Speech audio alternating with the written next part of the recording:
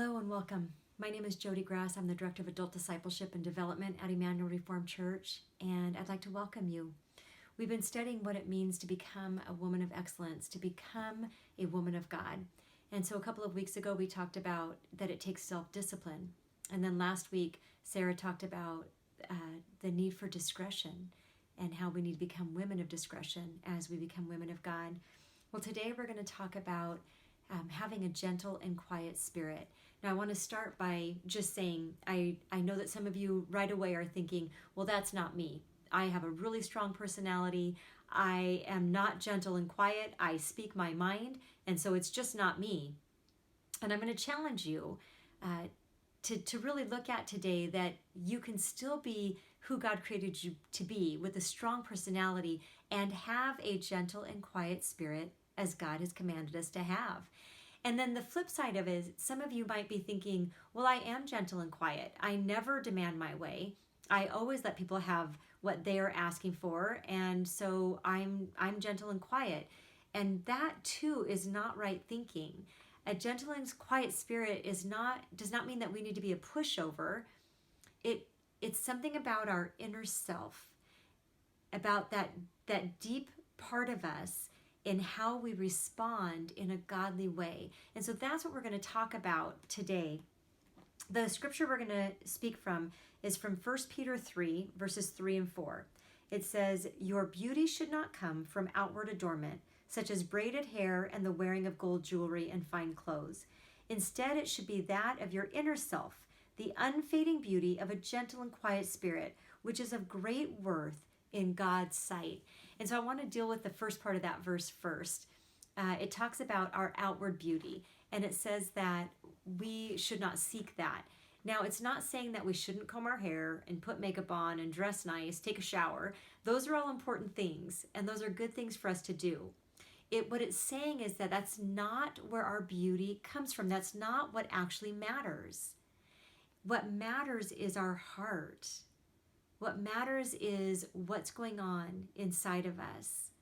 And so, just an illustration, have you ever met a woman that you thought, wow, she's beautiful? And then you sit down and talk to her for a few minutes and her beauty fades because her heart does not match her outer beauty. Or the opposite.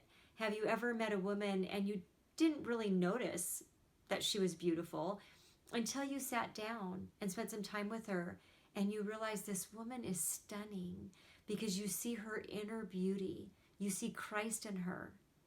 That's a quiet and gentle spirit. That's seeing Christ in that woman. And so it talks about how our beauty fades, the physical beauty fades. So I'll tell you what, I can look in the mirror now and think, wow, where did those wrinkles come from? This does not look like what I looked like when I was 20.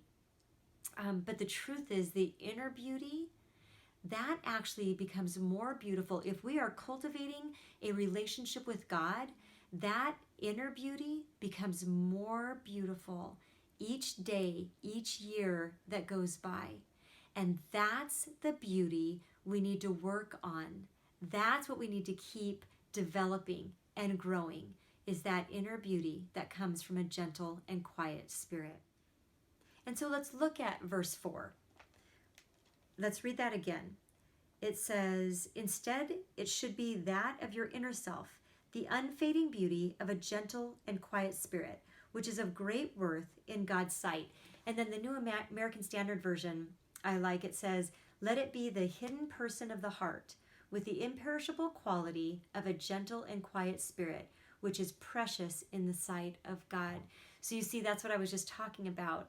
The imperishable beauty, that beauty that doesn't fade with time, it actually becomes more beautiful as we deepen our walk with God. That's the kind of beauty we're talking about today. And this gentle and quiet spirit, it actually has nothing to do with our personality. It has everything to do with our character, how we respond, how we act, how we treat people. It has to do with our inner self.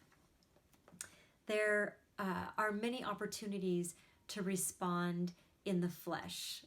in a way that is not honoring to God. Right now, we're all in isolation. We're quarantined. And so we're spending a lot of time with the people in our household. And we might get impatient. We might react in anger. And the Bible speaks to that very clearly. In Ecclesiastes 7, verse 9, it says, "Do not be quickly provoked in your spirit, for anger resides in the lap of fools." And then Proverbs 15, verse 1 says, "A gentle answer turns away wrath, but a harsh word stirs up anger." And then you jump to verse 18, and it says, "A hot-tempered man stirs up dissension, but a patient man calms a quarrel."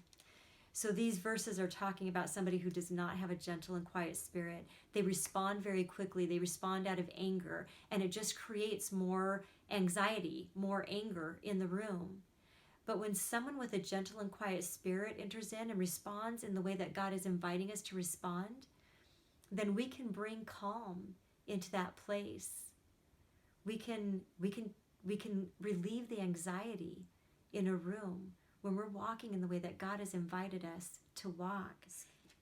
Jesus talks about this in Matthew 11, verse 28. He says, "Come to me, all you who are weary and burdened, and I will give you rest. Take my yoke upon you and learn from me, for I am gentle and humble in heart, and you will find rest for your souls. For my yoke is easy and my burden is light." So you see, Jesus is inviting us to yoke ourselves to him. Because when we do that, when we put ourselves so next in line with Jesus, we learn who he is. We learn how he responds. And we learn to respond in the same way. We learn to become more like Christ. Romans 12, 1 and 2 says, talks about us being transformed into the likeness of God. And that's what Jesus is inviting us into. When we become transformed into the likeness of God, you begin to see a gentle and quiet spirit in us. It's not from us trying harder to be gentle or trying harder to be quiet. It comes out of a deepening relationship with God and being transformed into his likeness. That's what our goal is. That's what our aim is. So I want to challenge you, ladies, this week. Ask God daily to give you a gentle and quiet spirit. Walk in his way, submit to his will for his glory, and be transformed into the likeness of Christ. God bless you, ladies, and have a great week.